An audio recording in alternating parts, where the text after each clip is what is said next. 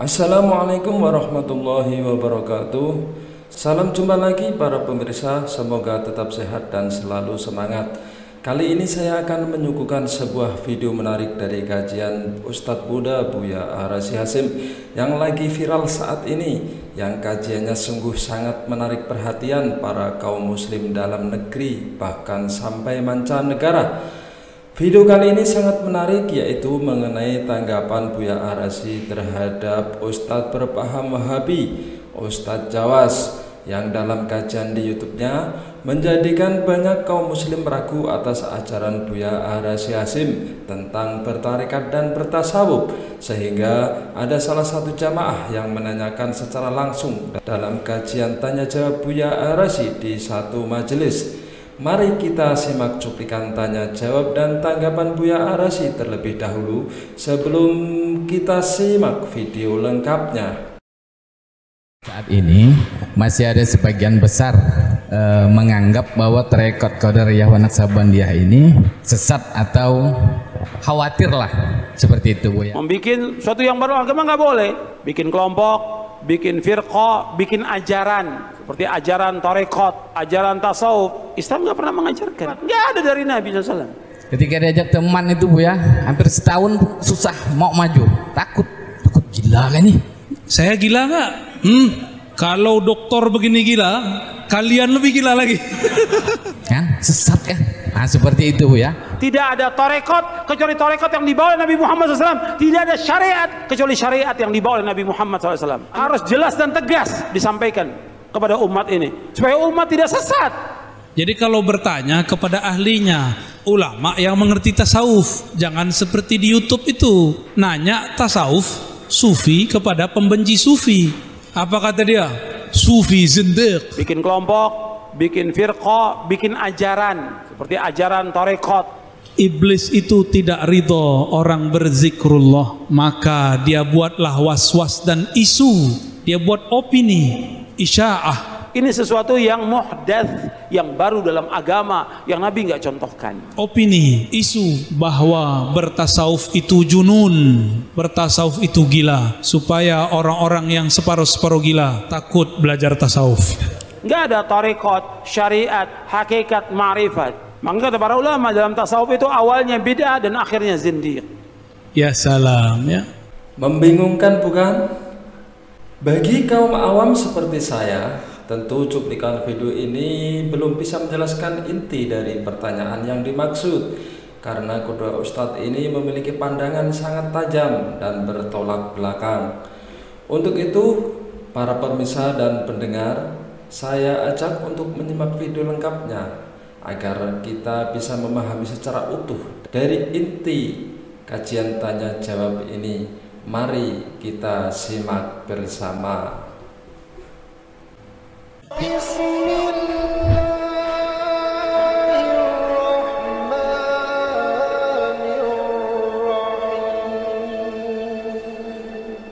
Bismillahirrahmanirrahim, Bu ya. Mohon minta motivasi karena problematika masyarakat saat ini masih ada sebagian besar menganggap bahwa tarekat Qadariyah wa Naqsabandiyah ini sesat atau khawatir lah seperti itu, Bu ya. Karena ada beranggapan, mungkin Mbak Dr. Anan pun pernah bercerita bahwa ada sebagian masyarakat ketika mau ikut tarekat Qadariyah wa Naqsabandiyah tuh takut gila gitu kan. Pertama. Kedua, saya minta motivasi kepada Buya untuk memberi motivasi ke masyarakat supaya yang belum talqin ya, talqin tarekat, karena godaan waktu talqin tuh, Bu ya, saya nganggap diri saya sendiri ya, ketika diajak teman itu, Bu ya, hampir setahun susah mau maju, takut gila kan nih kan, sesat kan. Nah seperti itu, Bu ya. Bapak, saya gila nggak? Hitung tarekat saya. Samaniyah, 1 Qadiriyah, 2, 3 Naqsyabandiyah. Hitung, udah berapa? Hitung lagi. Syaziliyah, Idrisiyah, Lagi? Mau berapa lagi antum? Gabungan Qadiriyah, TKN, Naqsyabandiyah, Qadiriyah, Naqsyabandiyah. Udah berapa? Ada lagi Ba'lawiyah. Ada lagi Idrusiyah. Ada lagi Junaidiyah. Mau berapa antum maunya? Ada Akbariyah. Ada Dusuqiyah. Tuh kan pusing antum kan? Saya gila nggak? Kalau dokter begini gila, kalian lebih gila lagi. Ya itu mungkin dulu ada kasus bang. Ada kasus orang gila belajar thariqat tambah gila. Orang berhati bening belajar thariqat tambah bening. Orang cerdas belajar thariqat tambah cerdas. Ahli Quran belajar tasawuf tambah ikhlas. Murid saya ada dulu takut talqin zikir, nggak mau belajar thariqat. Dia hafiz Quran. Hafiz Quran berapa juz? Kirain ada 31 kalau disambas. Dia bisa khatam sehari 40 kali. Saya nggak bisa pikirkan. Yakhtatim yawm wa laylah 40 marrah. Saddaqta? Ana usaddiq. Ana usaddiq. Tilmis saya punya murid. Lalu kita bilang, udah kamu kalau punya murid jangan sampai 40, 10 aja sehari. Ya. Sayyidina Utsman samaniyah khatamat. 8 khatam sehari. Ini dia coba 40. Enggak tahu sehari apa 10 hari saya enggak tahu. Mungkin masuk ke alam lain dia ya. Yadkhul ila alamil malakut au jabarut. Wallahu alam. Sayyidina Jibril satu nafas khatam Quran 70.000 kali. Sayyidina Jibril, tapi nafasnya nafas Sayyidina Jibril. Bukan nafas kita. Ahlul haqaiq mengerti ilmu ini. Ya. Jadi ini bukan bab syariat lagi, sudah bab masuk ke alam rohani. Tapi dia nih kalau mau khataman pusing dulu. Oh mau khataman takut salah. Mau mimpin jadi imam khawatir salah. Ini ada 2 orang yang begini. Takut ditalkin, tapi kemudian hatinya minta ditalkin. Kita talkin zikir. Sejak saat itu kalau takrir 1 juz cukup 3 sampai 5 menit. Takrir selesai. Langsung dia maju. Maka orang ahli Quran belajar zikrullah, zikir khafi, maka hafalannya tambah dhabit, tambah kuat. Ahli fikir belajar zikir, maka pemikirannya tambah tajam dan tenang. Hilanglah kesombongan. Orang kalau cuma belajar pemikiran, tidak belajar ilmu kolbu, bertambah ilmu, bertambah sombong. Mau? Tambah ilmu, tambah sombong, mau? Tambah hafalan, tambah sombong, mau? Maka harus belajar zikir. Belajar zikir, wadahnya cuma thariqah, nggak ada lagi. Nggak ada lagi, cuma belajar thariqah sufi nggak ada lagi.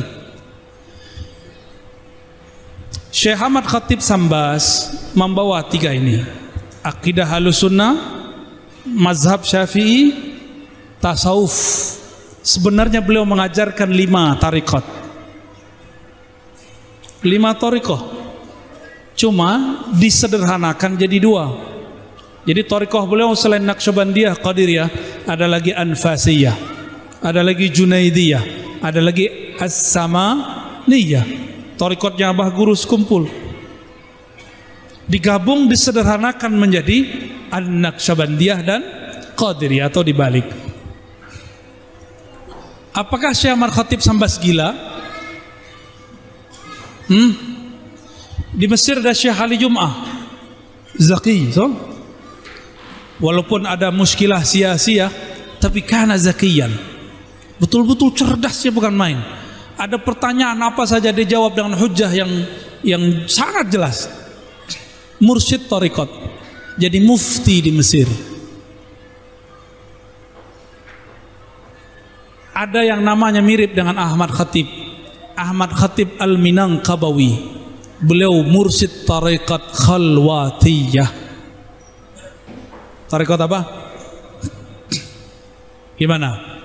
Itu orang hebat semua, nggak ada yang gila. Antum yang gila. Jangan-jangan yang kita lihat itu orang gila belajar tarekat. Tapi ingat, ini bocoran rahasia kita. Setan gak boleh tahu, ya. Setan itu gak rela orang kenal Allah. Iblis itu tidak ridho orang berzikrullah, maka dia buatlah was-was dan isu. Dia buat opini, isya'ah, opini, isu bahwa bertasawuf itu junun, bertasawuf itu gila, supaya orang-orang yang separuh-separuh gila takut belajar tasawuf. Jadi yang benar, orang gila belajar tasawuf tambah, kalau orang waras belajar tasawuf tambah waras. Yang depan saya orang waras bukan? Pengen tambah waras? Pengen khusyuk? Belajar zikir. Cari gurunya, ya. Kalau masih ada di Sambas, temui mereka. Mohon maaf nih para mursyid, para wakil talqin, aneh kerjain antum ya. Nanti orang banyak datang ke antum semua. Saya pulang ke kampung saya, itu seorang mursyid datang. Dia marah tapi sayang. Apa kata dia? Karena kau nih. Loh, kenapa mursyid? Kenapa syekh? Karena kau nih 15 hari aku belum tidur. Loh, kenapa syekh? Mereka minta talqin semua. Mereka minta talqin semua, Pak. Ya, saya bilang alhamdulillah. Ya, dia alhamdulillah juga ya. Bahagia juga boleh jadinya. Alhamdulillah. Maka saya mengimbau kepada guru-guru mursyid, mulailah menata kembali, berapi, jangan terlalu keras, jangan juga terlalu lembut, sedang-sedang saja. Jika bisa diringankan, ringankan. Karena zaman sudah berubah. Orang sekarang sudah bertorikot baru, torikot smartphone-nya, torikot baru. Haram bid'ah pakai tasbih subha, tapi tidak bid'ah pakai, ya begitu. Baik, cukup ya? Ada lagi? Khalas ya? Saya mau jalan lagi ke apa namanya? Singkawang. Mohon izin, tidak dapat salam-salaman, cukup dengan hati saja. Mohon doa selalu, semoga saya istiqomah di jalan Allah. Doakan saya, keluarga, teman-teman, kawan-kawan istiqomah di jalan Allah.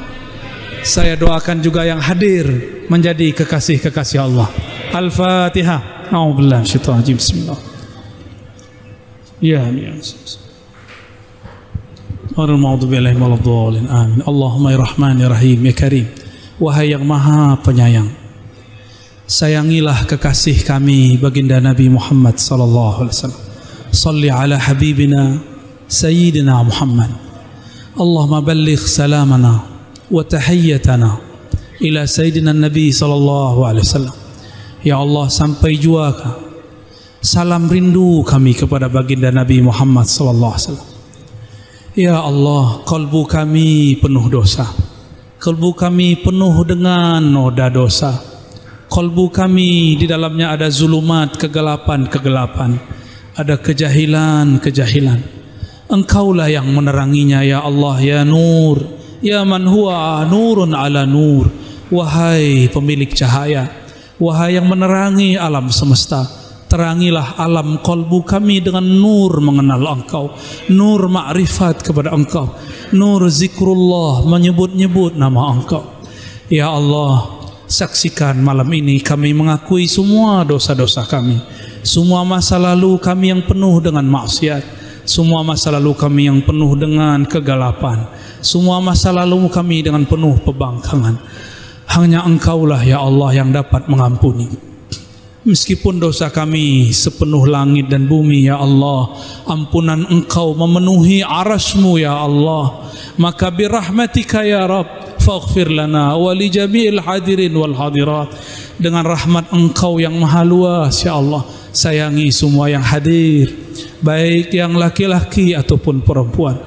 Allahumma ya Rahman ya Rahim ya Karim, birahmaniyatik faqtimna bihusnil khatimah.